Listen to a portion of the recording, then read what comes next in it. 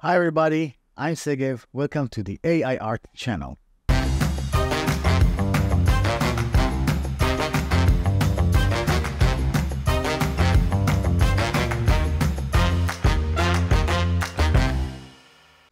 So before getting started, I just wanted to say that this is my first time ever doing a YouTube video. So I hope I won't mess it up too much. So be forgiving, be patient with me, and hopefully it will go smooth and clear.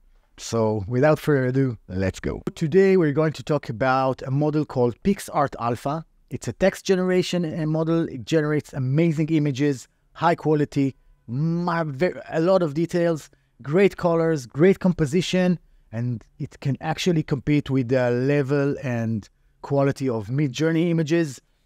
Best of all, it's free and you can use it already today. If you have a strong GPU, you can even install it locally. But I created a Google Colab for you guys to enjoy. In a matter of few minutes, you can already play with the model and generate as many images as you like. Let's take a look. So let's get started. We're going to pixartalpha.github.io. Of course, the links will be in the description for every website that I'm showing you here. And going over the page quickly, you can see some example photos here. There are some more example photos on the bottom of the page, but you can already see the quality of the images is amazing. The details, the colors, the composition, everything is very nice. Two strengths to this model that are a big advantage. One is the training efficiency. Another great advantage this model has is that it is very coherent to the prompt. It understands much better the prompt than other models, with the exception of DALL-E. I think the DALL-E 3 is the leader when it comes to coherency. It's really hard to compete with them because they have the ChatGPT engine behind them. But looking at this model, compared to the other open source models and the free models, there is no comparison. And later on, we will see that even the generated images come close to the quality and sometimes even better than MidJourney. We can see here it supports ControlNet that allows you to use reference images for your generations. It controls Dreambooth, meaning that you can train the model to have your own objects. And it also allows usage of LoRa and all other features that we can use with Stable Diffusion, for example. But also here you can see more samples of the quality of the images. There's no question about it. The quality is amazing. And all that's left is just to play with it. So there are a few ways you can start using this model. On the website itself, they give you a HuggingFace Demo. The HuggingFace Demo works well, but it takes a lot of time until the model generates the generation. But we can an apple on a wood table, and once I click run, it will take some time. You can see I'm on a queue, 9 out of 9, 8 out of 8. It takes around 15 to 20 seconds to generate one image. So when there is a big queue, it can take some time until you get your generation. So I created a Google Colab. We'll let the model run in the meantime. I created a Google Colab that is based on the Colab that they give you here. There is a Colab demo. So I've taken this demo and I made it much more easy to use, and also added some features that are not included in the Colab they provide. I added something similar to what you find on the Hugging Face example, where you can actually play with the settings. If you open the advanced options, you can add negative prompts, you can choose image styles, the width, the height, the number of steps, and so on. So we will just wait for this demo to show you the image, and then we will go on to the Colab. And as you can see, we have an amazing image, great details. If we open the image in a new tab, you will see that the size of the image is impressive. It's 1024 by 1024. You can see the droplets on the apple itself. You can see the texture of the wood is amazing. The contrast between the colors. The saturation is very nice. You can see the blurred background. That looks a very nice composition. And what's left to do is to check out the Google Colab and see how we continue from there. Okay, so we opened the Google Colab. Once again, the link will be in the description. And as you can see, it's a very clean and short Google Colab. What it will give you is the setup, initial setup, and then you have some kind of a form that you can play here and generate your images. One thing to make sure before you run this Google Colab, make sure when you have the connection on the right side here on the top, make sure that on run type, click change run type, and make sure that you are on GPU. If you use CPU, it will either not work or it will take forever to generate an image. So T4 GPU, this is of course a free account. I'm not using a paid account. I don't see the advantage here because I can generate many images before I get a timeout. And if I get a timeout, on the worst case, I'm creating a new account. But shh. So let's go over the things. You have two buttons to click here. The first button, you just click it. And what it will do in the background, it will just set up everything it needs in order for you to use the pipeline of this model. Once you click it, it will take a few minutes, around 5 minutes, to set up everything it needs. Disregard all the crazy lines here. If you're not familiar with the Python coding, it will mean absolute nothing for you, and you don't really need to look at it. If it bothers you, you can just click here on the X, so it will clean it up. While running, you will see that it starts downloading files. It's actually downloading all the files required to run this model. And what you need to take a look at is here. You can see these two files that are 9 GB each are the actual model files. So this model is at around 20 GB.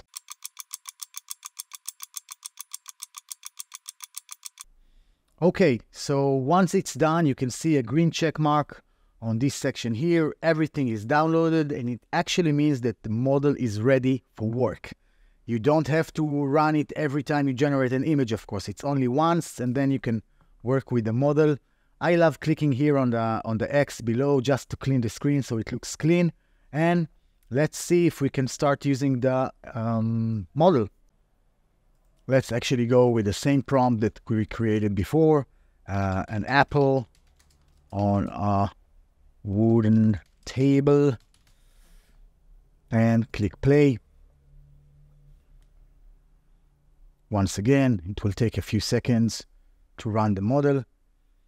What I usually do is I start with lower steps, and if I see and I like the image that was generated, I will show you an example. Let's say I like the image that was generated. I will simply take the number of seed. You can see here, it shows you the seed it used for generating the image. And here, instead of using 0, if on the seed number it says 0, it means it will randomly generate a new seed for each run. I will put this seed, and now I can raise up my steps to be something like 20, which will give me a much more detailed information. It's not a good idea to go nuts with the steps. When you use too many steps, the image starts to be twisted, and the colors become too saturated, and the edges becomes very crooked. So you can play with it, play with a number of steps. Usually when I start with small number of steps, it gives a great result. As you can see, I added more steps, so we generated a bit of duplicated stem here. So you can play with it. And now for the battle of the models, let's go on and compare some MidJourney's prompts to this model. So in order to do the comparison, I'm going to use a site called Prompt Hero. Also, I'll put the link in the description. Prompt Hero is a great site. It allows you to choose a model, and based on this model, search for images. Once you see an image, it will give you the exact details of the prompt that was used to generate this image. So we'll go over and look for a nice image that we can compare. Let's search, for example, this looks like a nice image that we can compare. Once I click the image, I can copy here the entire prompt, and we will go to our model and just put it here. Of course, the tags used for MidJourney are irrelevant, so I'm going to delete them. And what I love doing is make sure that the dimensions of the image that I'm generating are similar. So here it's a square. Also here we will do a square, and let's give it a go. Of course, we will put the seed on 0, so it will generate a random image. We'll give it a run, and just for the comparison, look at this image, and we will look at what the other model is generating. Consider the fact that this is cherry-picked, meaning that the person who created this generation probably ran it a few times until he got the image that he wanted and liked the best. And here we're going to look on the first image. Now, I know you're wondering why the hell it became a skeleton, but if you look at the prompt, actually there is the word skeletal, and skeletal might hint the model to create a skeleton. But we can look at the other details of the model. You can see the amazing details of the clothing, and the skeleton themselves are very high details. The colors are amazing. The composition is outstanding. I can easily see that it's a great way, a great competition to the MidJourney results. This is the MidJourney results. Let's give it another run and see if it will generate the clowns without the skeleton faces. And on the worst case, we can just remove the word skeletal and it would probably be the same. Let's give it a go.